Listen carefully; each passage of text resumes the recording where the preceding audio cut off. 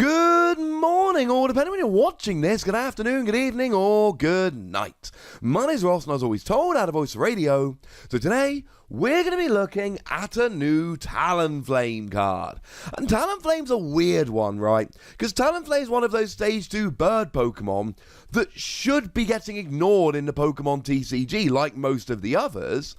And yet, we had the really good Talonflame, which could be put down as a basic Pokemon. Well, not a basic Pokemon, but you could put it down at the start of the game. And then you could put it down as a break Pokemon. You could evolve it into a break Pokemon, which turned out to be really, really good. That was a deck that actually saw a bit of success in and of itself.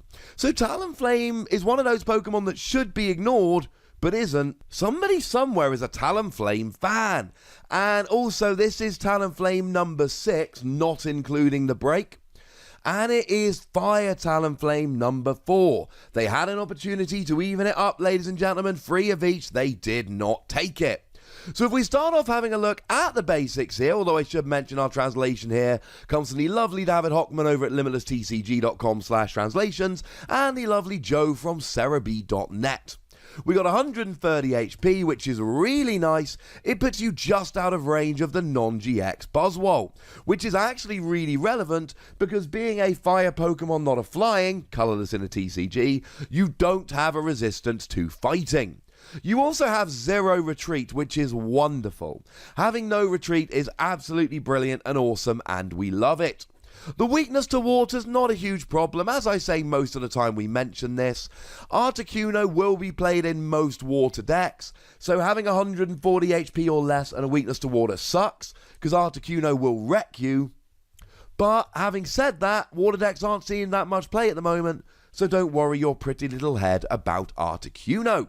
And you are a fire Pokemon. Fire Pokemon is great at the moment. It means you've got Heat Factory Prism Star to get a little bit of extra consistency. It means you've got the Salazzle that incidentally has an ability which is exactly the same as Heat Factory Prism Star, which gives you a bit of extra consistency. It means you've got Welder to attach energy from your hand. You're going to have Fire Crystal to get energy out of the discard. We're getting Giant Furnace in Unified Minds, which allows you, well, it's basically Viridian Forest, but after you discard a card, rather than searching for one of any basic energy, you search for 2 fire.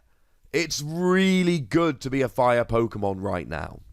But what does it actually do? Well, the first attack here is not the more impressive of the two. 1 colorless energy, 40 damage plus burn. And here's the thing, right? It used to be, and when I'm looking at these cards now, I'm looking post-rotation because they are coming out a day after the rotation. It used to be that when I saw an attack like this, I'd go, well, you know what? It might be 40, but add a choice band and weakness and you're up to 140. And now I'm all right with this. But that's not the case, ladies and gentlemen. That's not the case. As it stands, it's 40 with weakness, it's 80. Now, if you come across an evolving Pokemon that's weak, then we're absolutely fine. We are golden. But otherwise, you're having a bad time. You find yourself against something like a Venusaur. They're going to be playing something like a Bulbasaur. And great news, ladies and gentlemen. Great news. I just wanted to show the artwork. It's beautiful. But if you're not against evolving Pokemon, this isn't going to do very much. Now, the burn is significant. 2 damage counters between turns, flip a coin. If heads, you're no longer burned.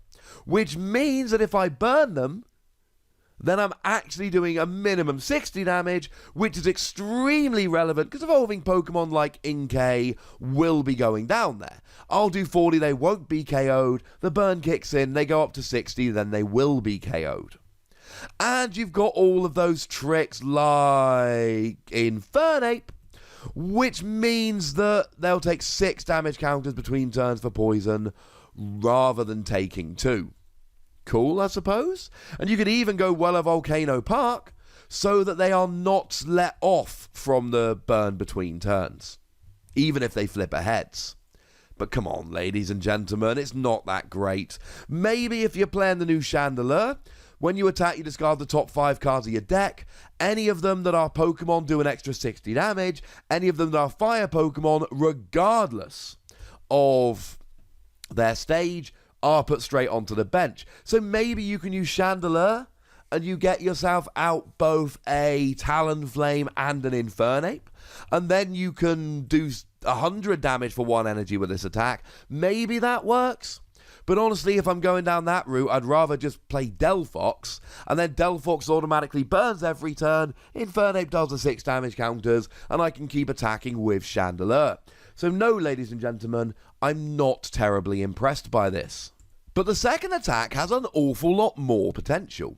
The second attack for 1 fire, 1 colorless energy, does 100 damage, discard an energy from this Pokemon, and do 50 damage to one of your opponent's bench Pokemon. I like this. This gets a lot of damage on the field, but I do go back to the so close theory that so many Pokemon have. So 100 is really good. It's a big amount of damage. Double with weakness goes up to 200. So something like a Duskmane Necrozma, for instance, will go down. Cool. But what about Celebi and Venusaur?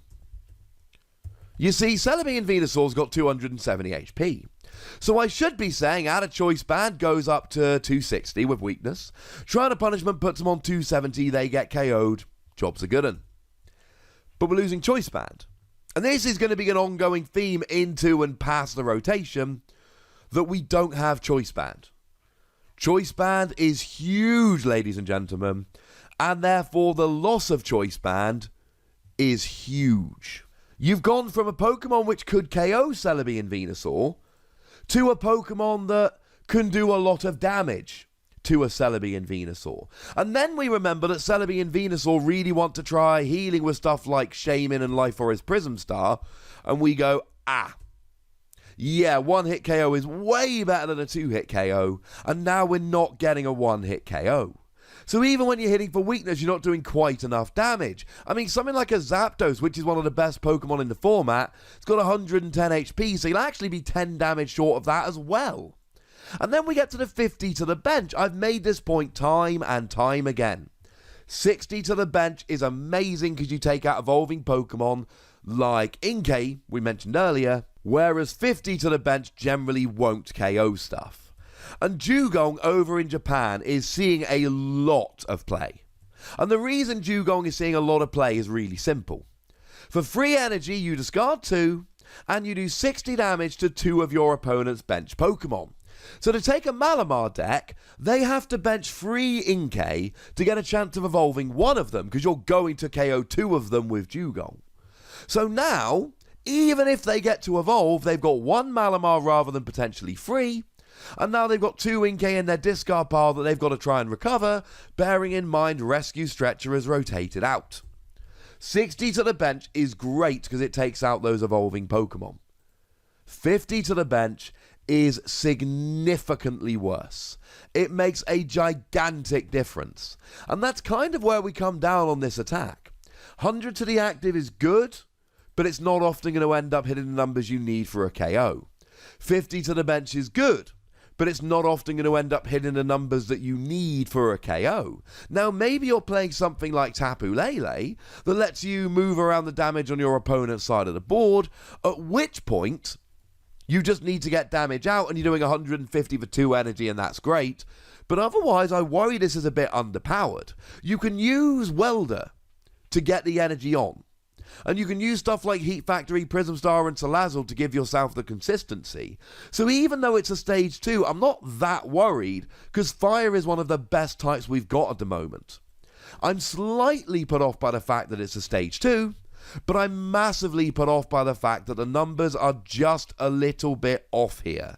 I feel like we're just not hitting the numbers as much as we want to, and that becomes a big, big problem here. I don't dislike Talonflame, I think there's a lot to like about it.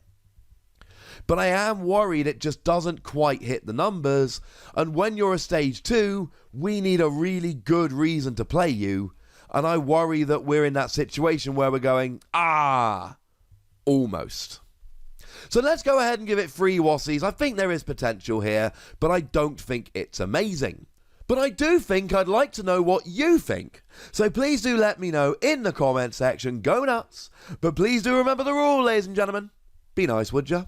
And then make sure you like this video, subscribe to this channel, follow me on Twitter at TheWassy, and Twitch for some live action at twitch.tv/PTCGRadio. If you want to support the channel, get some bonus podcasts and all that, head on over to patreon.com/PTCGRadio, where you can do exactly that. And please do make sure you're checking out youtube.com/WassyPlays, where we talk about games that don't have Pokemon in. But by far the most important thing, as always, look after yourselves till next time. Thank you very much for watching. My name's Ross, and you've been watching PTCG Radio.